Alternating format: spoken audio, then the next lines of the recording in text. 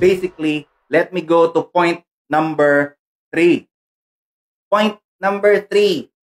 Not all calories are equal. Hindi yan pare-pareho.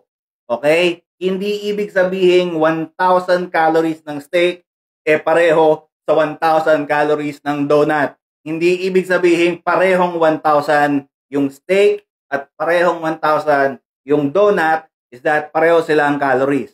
Hindi ganon ang nangyayari. Okay? Merong tinatawag na konsepto na thermic effect of food or TEF. Thermic effect of food. Ano yung ibig sabihin nun? Ibig sabihin, kapag kumain ka, habang dinadigest pa lang ng katawan mo, hindi pa ina-absorb. Kasi, di ba, pag kinain mo, may digestion, and then may absorption. Bago pa yung absorption, sa digestion pa lang, meron nang nangyayaring sunugan. Okay? That is what they call, medically, the thermic effect of food or TEF. Yung protein, for example, kumain ka ng maprotina like itlog. Protein burns about 20 to 35% of its calories during digestion. So kinakain mo pa lang, inunguya mo pa lang, nasusunog na yung 20 to 35% ng calories na meron yung itlog.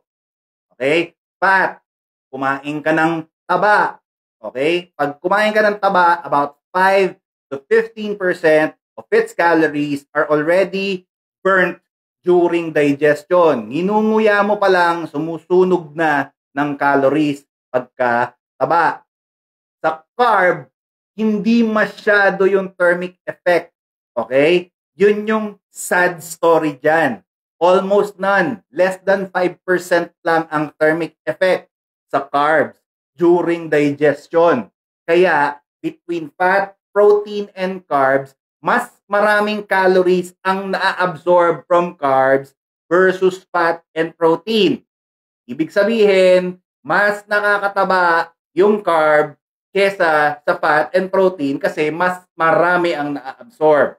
So let me give you an example. 500 calories of steak consumed, kinain, may only be about 375 calories kapag inabsorb. 500 yung in, merong nangyaring hormone and digestion and enzyme, dyan sa gitna. And then nung inabsorb siya, naging 375 calories na lang from 500. That is thermic effect of food or TEF. Sa 500 versus sa 500 calories ng donuts, malamang sa malamang dahil mababa nga ang TEF ng carbs, 475. So, if you take a look at 500 calories na kinain ng steak at 500 calories na kinain na donut, 375 lang yung sa steak at 475 naman yung sa carbs. Mapapansin nyo, yung pasok parehong 500. Sa loob, naging 375 yung isa, naging 475 yung isa. Okay? Gets ba? I hope so. I hope so. Meaning, yung same calories na kinakain natin sa steak, which I always do.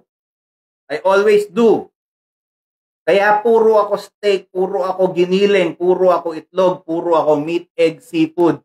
Most of the time, lalo na nung nagsisimula pa lang ako sa LCIF back in 2016, nung time na yon, yun yung pinaka-impis at maskulado ko sa LCIF, even if 1 kilo ang kinakain ko in one sitting ng steak. So bakit? Kasi yung calories ng steak versus calories ng donut, for example, pag kumain ka ng steak na same calories, 500 versus 500, you are in effect in a calorie deficit.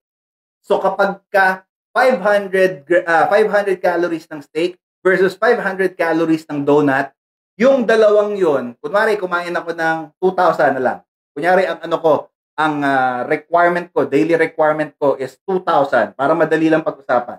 2,000 ang daily requirement ko to maintain para pumayat ako or para gumaan ako or para magsunog ako ng taba, kailangan naka-calorie deficit ako. So even if I eat 2,000 calories of steak versus 2,000 calories of high carb, including donut, for example, hindi yun pareho. Kasi magiging about 1,800, 1,650, 1,500 calories lang yung sa steak because of the thermic effect of food. That is the main difference.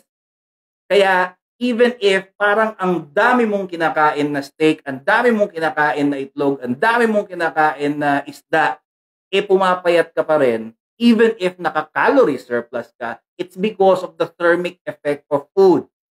Klaro ba? I do hope klaro ako kasi wala na akong ikaklaro pa dyan. Now, yung notion na calorie in, calorie out, ito nagmula sa law of physics, no? Yung first law, nagmula siya sa physics. Hindi siya biology, physics. It's the first law of thermodynamics na paboritong binabanggit ng mga expert vloggers dyan sa tabi-tabi. Paborito nilang binabanggit yung first law of thermodynamics simply because it sounds good. But sabi ko nga, hindi siya directly nag-a-apply. It doesn't directly apply sa tao because meron tayong hormones, meron tayong digestion hormones, enzymes in between. Kaya yung calorie in is not the same as the calorie out because yung gitna may hormones, merong digestion, yung thermic effect of food, merong hormones, merong enzymes that would process yung gitna before pa siya i-out. Hindi siya parang kotse, hindi siya parang eroplano. Yun yung sinasabi ko sa inyo, paulit-ulit since 2018. Hindi siya pareho. Okay? Saan ba nagmula itong paniniwala na ito? Nagmula yan because merong tinatawag na bomb calorie meter. Yung bomb calorie meter, doon sinusunog yung kung ano mang gusto nilang sunugin at titingnan kung ilang calories meron yung sinunog. Even plastic bag, pag sinunog mo sa bomb calorie meter, merong calories. So even if ngumuya at lumunok ka ng plastic, meron din niyang calories. It doesn't take into account yung katawan natin. Doon sa bomb calorie meter, pagka 1,000 calories ang pinasok mo, 1,000 calories ang masusunog talaga doon. Okay? Pinasok mo steak, 1,000 calories. Pag sinunog mo, 1,000 calories talaga sa bomb calorie meter. Hindi sa katawan mo. Sa katawan mo, hindi ganun ang mangyayari. Hindi because of digestion, hormones, and enzymes. Okay? Malinaw ba? Biology, yung katawan natin is different from physics. Yung bomb calorie meter. Malinaw ba, class? Okay. So I do hope malinaw yung tinuro or yung shinare ni teacher sa monologue niya. Basically, summary, calorie deficit is existent. Totoo yung calorie deficit. But it will only work if and only if you stay in it long enough, which can comfortably happen only if you are in a hormonal calorie deficit. Okay? So kung umabot ka sa lipolysis nang hindi nagdideliryo at hindi parang asong ulol, then you will lose weight. Pero para umabot ka sa lipolysis, dapat hindi ka nagdideliryo as I've said. Okay? Hindi dapat. Otherwise, hindi ka aabot doon. Okay? Malinaw ba, class? Malinaw ba, class?